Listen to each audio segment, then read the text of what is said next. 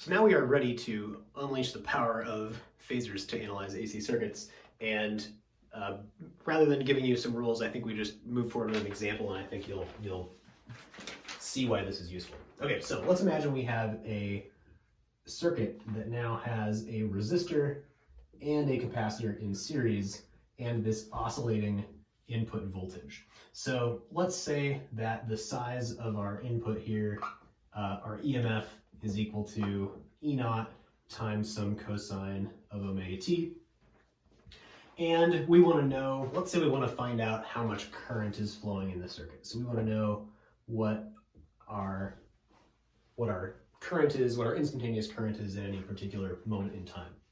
Okay, so our current through the resistor is the same as the current through the capacitor. So I of t equals IC, which equals IR. So there's only one current.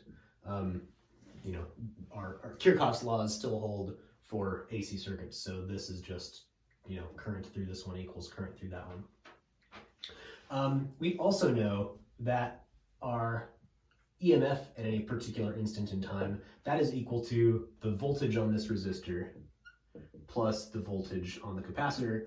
And these are our instantaneous, all four of these are our instantaneous quantities, right? These are all things that are changing in time. These are all functions of time. So, what does this have to do with phasors? What does this get us? Okay, well, remember that this being this instantaneous value, this is the x component of some phasor that looks like this. This is the x component of some phasor for the resistor voltage. This is the x component of some phasor for the capacitor voltage. And anytime you add two vectors together, the resulting vector's components are the same as the sums of the components of the individual vectors. Or in other words, we can look at this relationship by thinking about it in terms of adding together VR and VC to get this vector. Okay, draw the picture. Less words, more pictures. So on our phasor diagram, we have, let's say we have, at some instant in time, let's say our current vector, we want to know how big it is, but let's say it's pointing in a direction like this. Now, we know that because this is the current through the resistor, our resistor phasor has to be in the same direction as this. So our resistor phasor has to look like this. For our capacitor, remember this current phasor is the current through the resistor and the current through the capacitor. And in a capacitor, the current leads the voltage by 90 degrees, which means that we know, without doing anything else, that our capacitor voltage phasor has to be in a direction 90 degrees from these other guys. So this has to be a 90-degree angle. Now, as I said before, the x component of our resistor voltage is like, this much. The x component of our capacitor voltage is like this much. And so our EMF is the total of those two components, but the total of the components of those two vectors is the same as the components of the total vector when we sum those vectors. So in other words, we can add VR and VC, take this, put them head to tail, and we get, so if this is VC, we end up with some total vector that looks like this, where this vector is VR plus VC, little VR plus little VC, which is our EMF. So this is our EMF phasor. I guess this is, the magnitude of that is epsilon 0, since that was what we called that.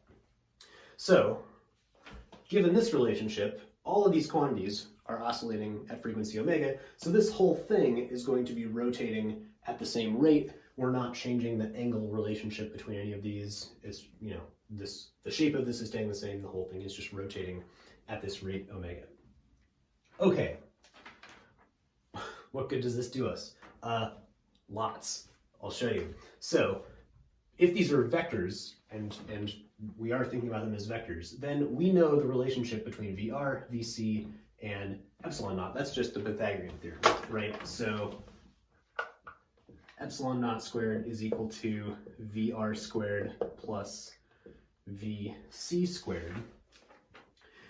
And we also, if we had taken this as signs and said, oh, the current is some sine of omega t plus some phase, and the voltages are also, we could have gotten this same relationship with trig identities from sines and cosines.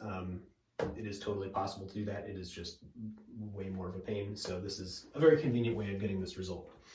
Okay, so how do we actually solve this problem? So for both of our components, the resistor and the capacitor, we know the relationship between these and the size of the current, right? So for our resistor, we have Ohm's law, V equals IR, our good friend. For the capacitor, we have VC equals XR, oops, equals IX, and XC, the reactance, was what we just talked about. So plugging this into here, we can use the geometry of this picture to figure out what's going on, and that is this squared, IR squared, plus this squared, IXC squared, is equal to this squared. So epsilon naught squared, this is epsilon naught the EMF, not the constant. So this is equal to I squared R squared plus I squared XC squared. Okay, so we said we wanted to find I, so let's that was what we asked for. So let's go ahead and do that. I will erase the phasor diagram. So solving for I, we can factor an I squared out. I squared times some stuff. We can then divide by that stuff, and we get I squared equals epsilon naught squared over x squared plus r squared. And now the square root of that gives us the following. The magnitude of our current oscillation I is equal to the size of our voltage divided by the square root of xc squared plus r squared. And I guess we could now plug in for xc in terms of variables we were more likely to be given, and that is 1 over omega c, right? So this is 1 over omega squared c squared plus r squared. So there you have it. This is our expression for the current, or at least this is the magnitude of this current, right? We haven't said anything about its potential phase shift relative to other things, but we can also get that from the phase diagram. So going back to the phase diagram very quickly, remember we had something that looked like this, where we had our resistor voltage and our capacitor voltage, and our current was like that, and our EMF vector was like this. So the relative phase between the current we get and the voltage we apply, that is just this angle on the diagram. So I'm not going to try to find that, but at least we know we could do some inverse trig rules to figure out how big that angle is, and that angle is exactly the phase shift between the current and the voltage.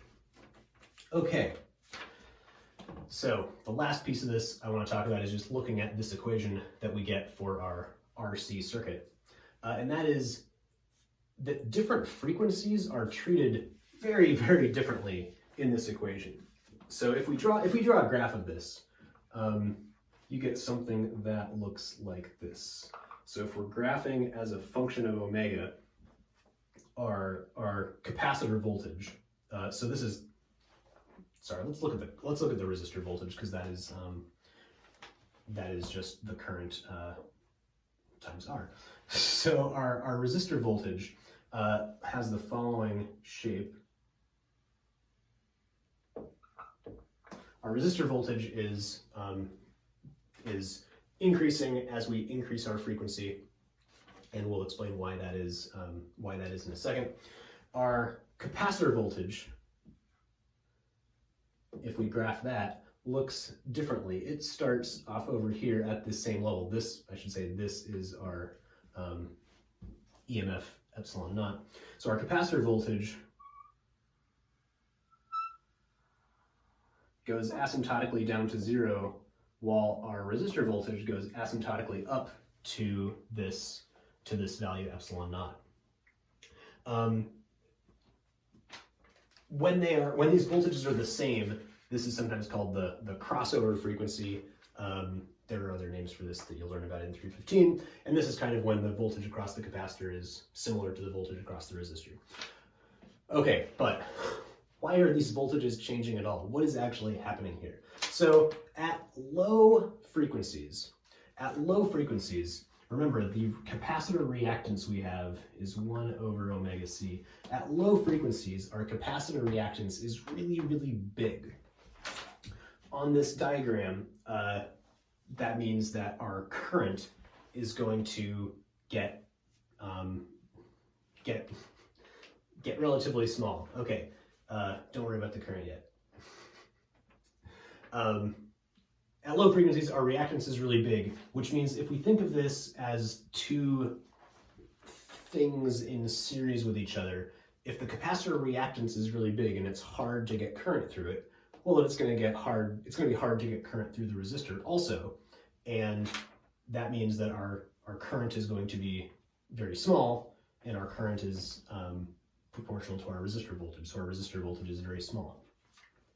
At high frequencies, our reactive capacitance is very small, right? 1 over omega c is very small, and we end up with, in our current equation, this thing is just 0, and we're left with I is equal to V over the square root of R squared, that is V over R. And so over here, the capacitor is not really doing anything at all. The reactance is so low, it's like the capacitor is just a wire, essentially. So, so we can kind of see all of that from this graph. We can also see that as we change the frequency looking at the phasor diagram, but I think we've done enough of this for today, so hopefully this has been a good little intro to the kinds of things we can do when we're looking at AC circuits.